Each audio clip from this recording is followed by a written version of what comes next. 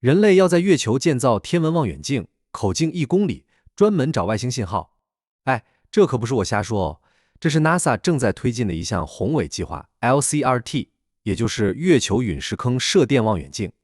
那么问题来了，为什么我们放着地球上好端端的山头不用，非要费劲儿巴拉的跑到38万公里外的月球去盖望远镜呢？难道是因为月球上的风景更好吗？其实，科学家们也是被逼无奈。在地球上，我们有中国天眼 FAST， 也有曾经辉煌的阿雷西博，但即便他们再强大，也无法穿透一层无形的屏障，那就是地球的大气层和电离层。它们就像一层厚厚的毛玻璃，把宇宙中最古老、最神秘的一段信号给挡住了。更别提人类现在到处都是乱七糟八的无线电信号，手机、雷达、卫星导航，这些对射电望远镜来说简直就是震耳欲聋的噪音。所以，科学家们把目光投向了月球背面，那里是最安静的地方，因为月球庞大的身躯挡住了来自地球的所有电磁干扰。在那个永恒静谧的角落，我们可以听到宇宙在大爆炸之后，第一颗恒星诞生之前的第一声啼哭。那段时期被科学家称为宇宙黑暗时代，而 LCRT 或许就是我们窥探那个时代的唯一机会。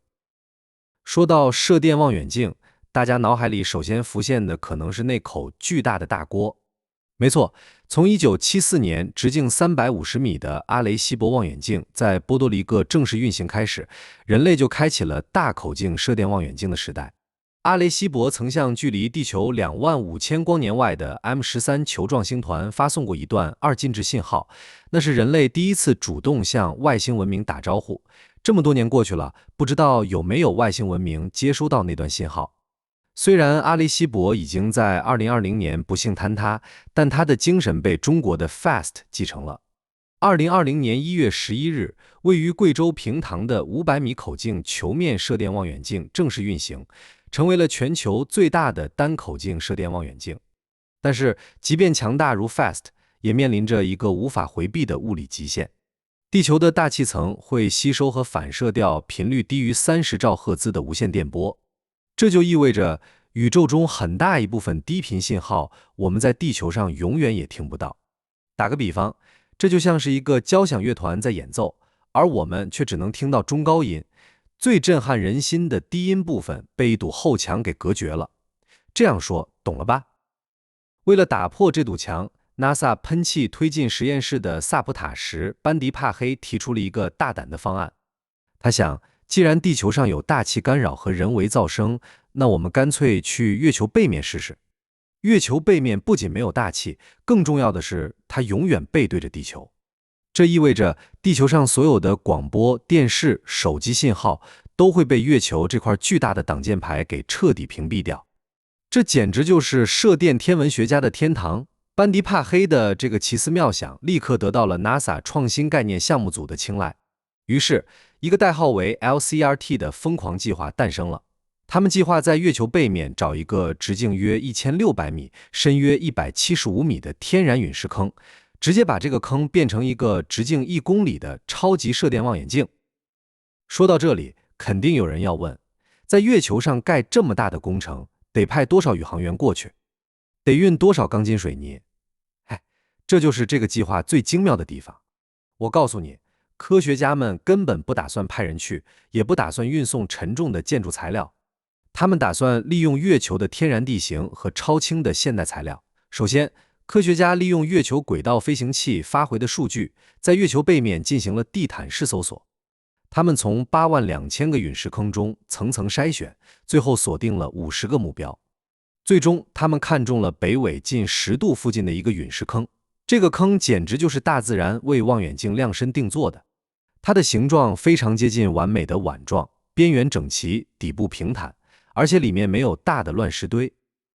选好了地方，接下来就是怎么盖的问题了。科学家计划只发射一个着陆器，降落在陨石坑的正中心。这个着陆器里装载着一种特殊的机器人，叫 Duaxle。这种机器人非常神奇，它由2部分组成，一部分留在陨石坑边缘作为锚点和绞盘，另一部分则像特种兵一样沿着坑壁垂降。它们会拖着高强度的碳纤维缆线，将这些缆线固定在陨石坑边缘的外侧。因为月球引力只有地球的1/6，所以这些缆线可以承受极大的拉力而不会断裂。这些碳纤维缆线会被拉紧，形成一个坚固的支撑骨架，然后在这个骨架上会铺设一层由超轻导电金属丝制成的反射网。这种金属丝网是整个望远镜的视网膜，它不需要像地球上的望远镜那样做的严丝合缝，因为它捕捉的是波长很长的低频波，只要网格的间距合适，就能起到反射面的作用。这样一来，整个望远镜的重量被压缩到了极致，大大节省了昂贵的火箭运费。更巧妙的是，科学家利用了月球的重力，在微弱的引力作用下，这些金属网会自然下垂，形成一个完美的抛物面。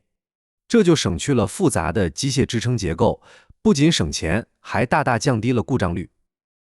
当然，在月球上搞建设，挑战依然巨大。首先就是极端温差，月球上的一个白天长达14个地球日，温度能飙升到127摄氏度，而到了夜晚，温度又会骤降到零下173摄氏度。这种剧烈的热胀冷缩足以摧毁大多数地球上的建筑。所以 LCRT 选用了碳纤维材料，这种材料不仅轻，而且热膨胀系数极低，能确保望远镜在严酷的环境下依然保持形状。